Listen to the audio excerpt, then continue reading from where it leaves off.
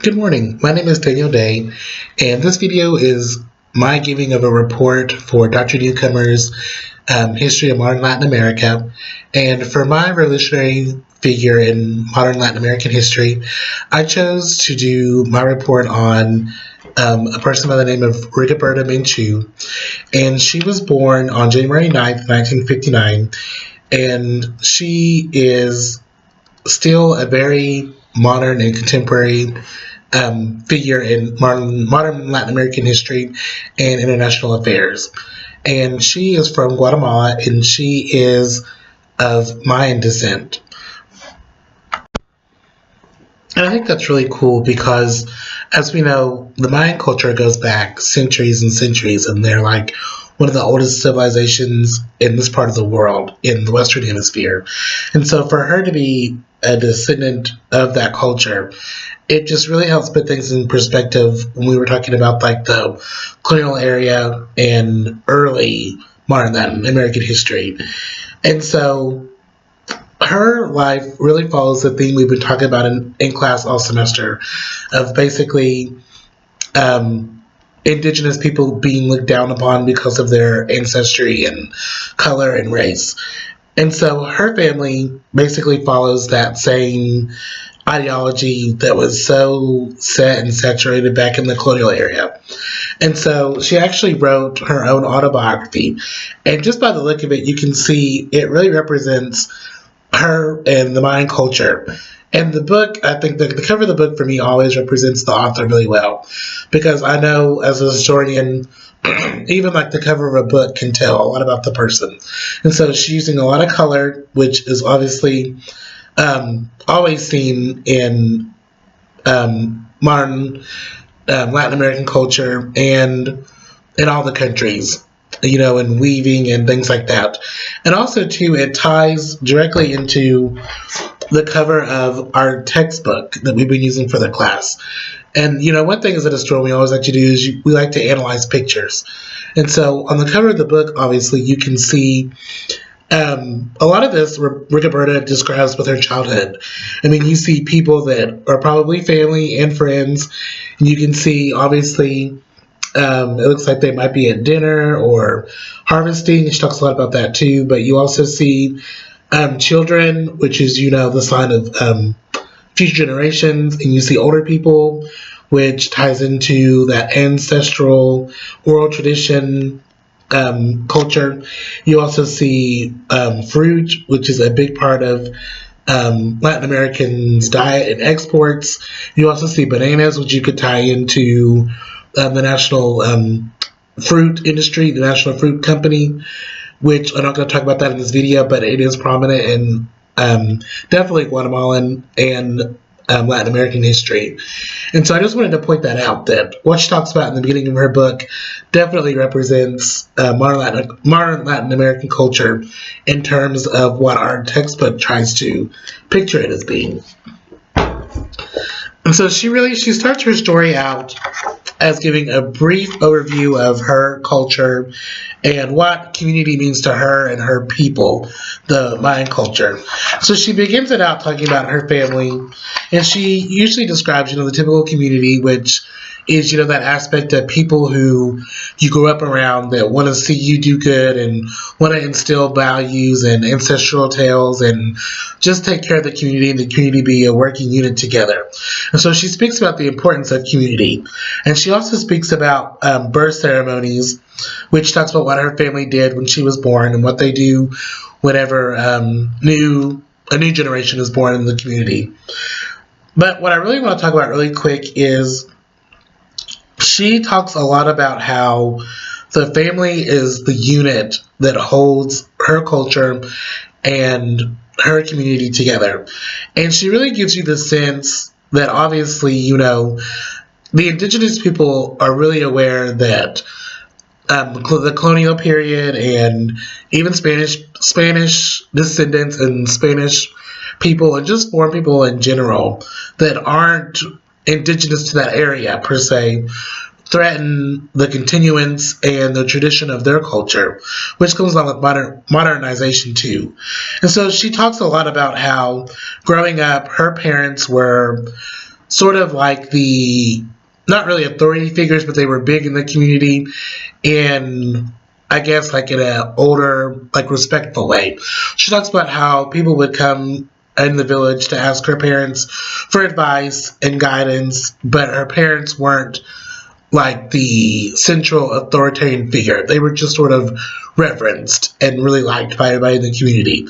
And she also talks a lot about, too, about how her community would get together and have meetings and discuss things, which, you know, obviously communities do that today, but she's trying to base it more on her family's role in an indigenous population and really the traditions that's been passed down.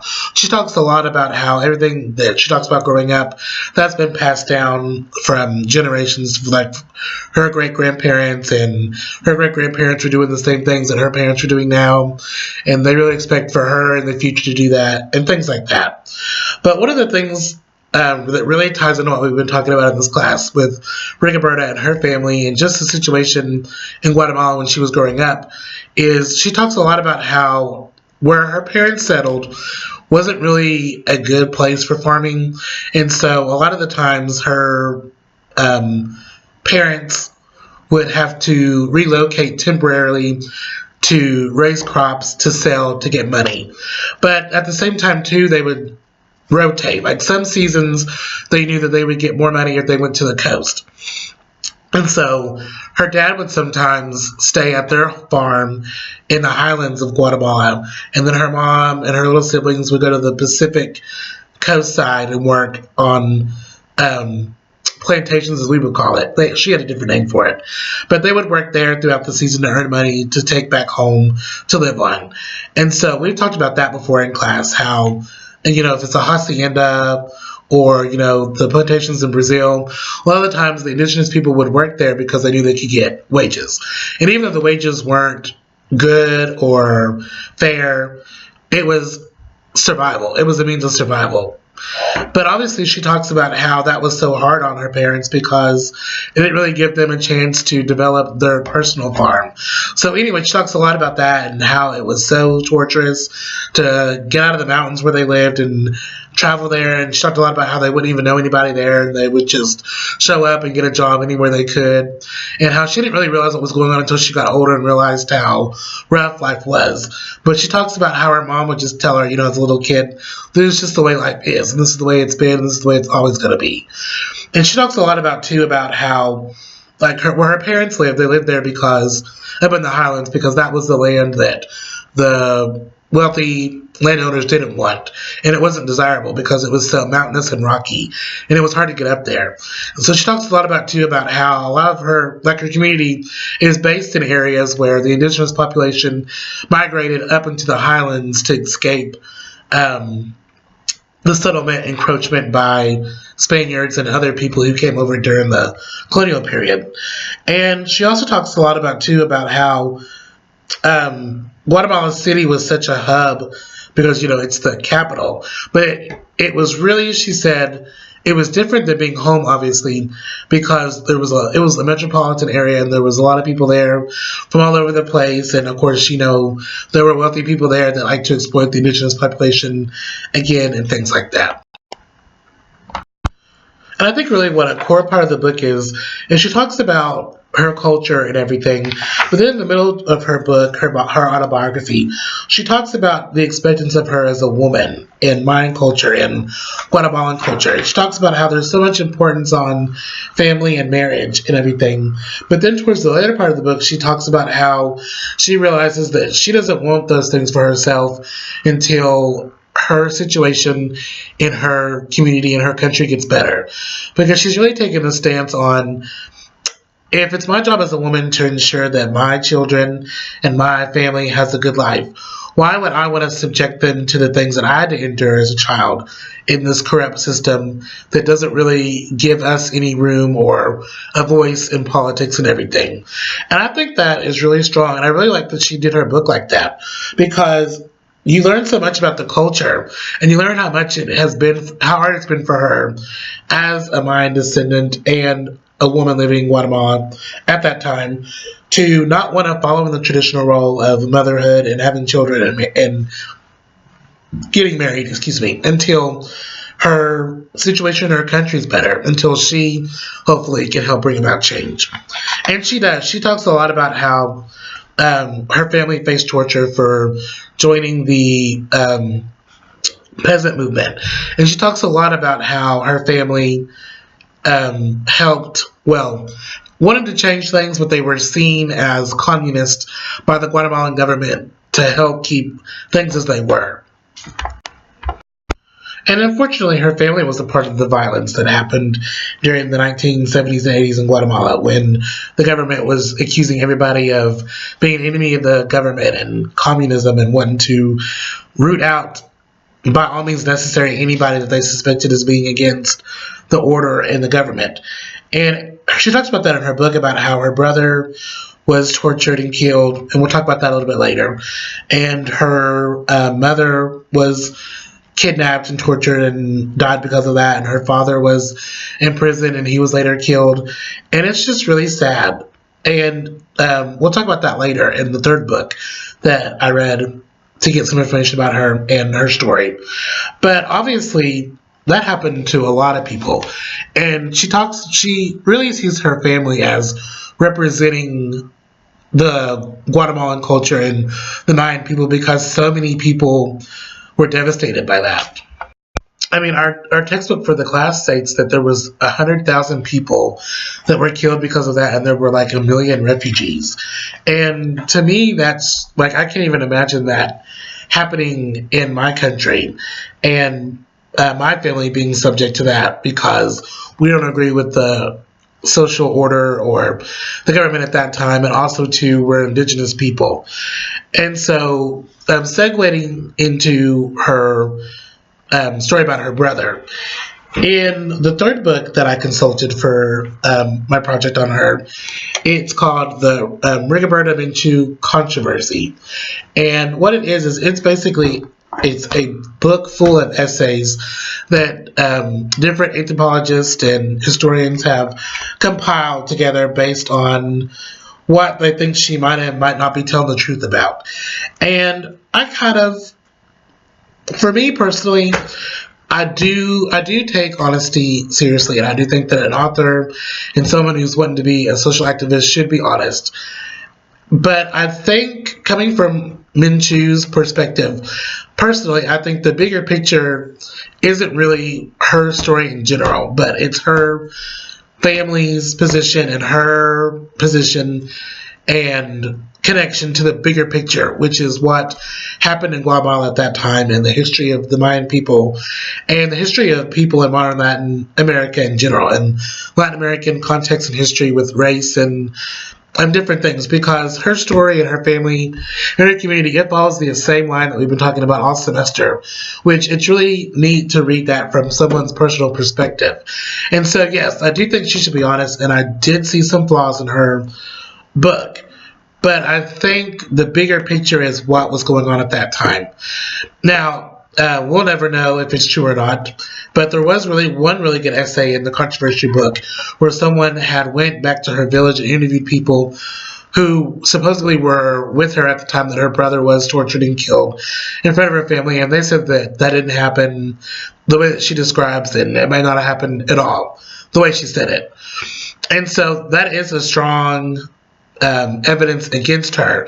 But again, you can't deny that 100,000 people were killed while that was going on in her lifetime at that point. But the controversy book it does bring about some really good points and aspects.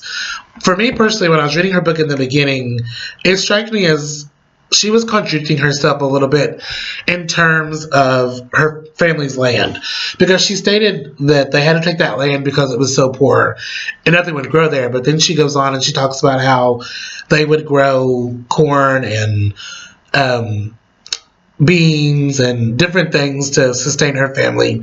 But she also mentioned that the crops would never grow because the weather was crazy and temperamental, and a lot of animals would come out of the woods and eat them. But then she still would talk about how her family worked really hard on the farm and they sold enough to live and everything. So it's kind of contradicting itself there, because she's saying that the land is so poor that nothing grows, but then she's saying that her family can live off of it. So that's one thing I did notice. Another thing I did notice with her is she did contradict herself also too with going back and forth from the coast, because she talks about how the money wasn't worth going there to get to work for, but she mentioned that she had to, and everybody in her village basically had to survive. But I'm not sure. Like, she said that the money they got there was never enough to live on, but yet they did live on it. So, and with that, I'm thinking, if the journey there was so dangerous and torturous for them, the money, yes, was a necessity for them to live on, but I'm sure it was helping them do it. And they saw it as a need, not as something, that was optional, obviously. But she goes on to win the Nobel Peace Prize in 1992 for her work in Guatemala. And she's seen as a really good activist in women's rights and Mayan culture and indigenous people's rights. And I've watched interviews with her, and she does seem like a really nice and genuine person. And she always seems so grateful and happy in pictures that I've seen with her with other people. And I know that she means well. I mean, you can honestly, my personally, I think you can tell. And she means well. And I think that she states all the time that she's very proud of her culture, and she's very proud of her history, and she's proud of her parents and her ancestry, and she is thankful that her parents taught her how hard it was going to be at times in life. Not just because she's Mayan, but because the system of government at the time was just hard. And that's been the case too in all the modern Latin American countries we've discussed. I mean, they all follow the same pattern of hardship and political turmoil and everything.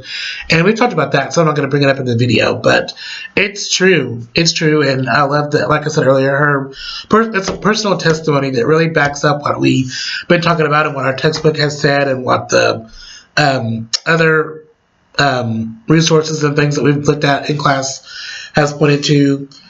And really, it really does help to put things in perspective when you think about current issues with modern Latin America. But what I really liked best about her is she talks about, in the last part of her book, about how she learned Spanish to use it as a weapon against the Spanish government and the government at the time.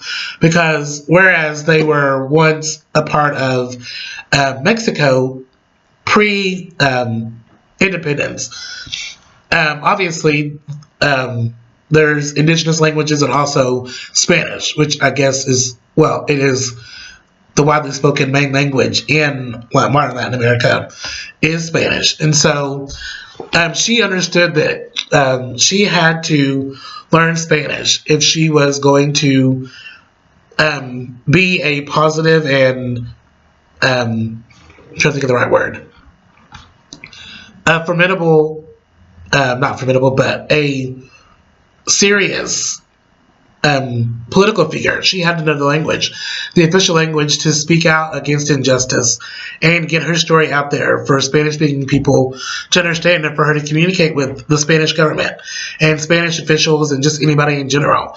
Because to be bilingual is really, or to speak more than one language, that's the way that you really can get yourself out there, is to reach a broader audience and to get your story out there to the broader audience. And so she did that. And she also, in the last of the book, she speaks about how she is proud to be an Indigenous woman.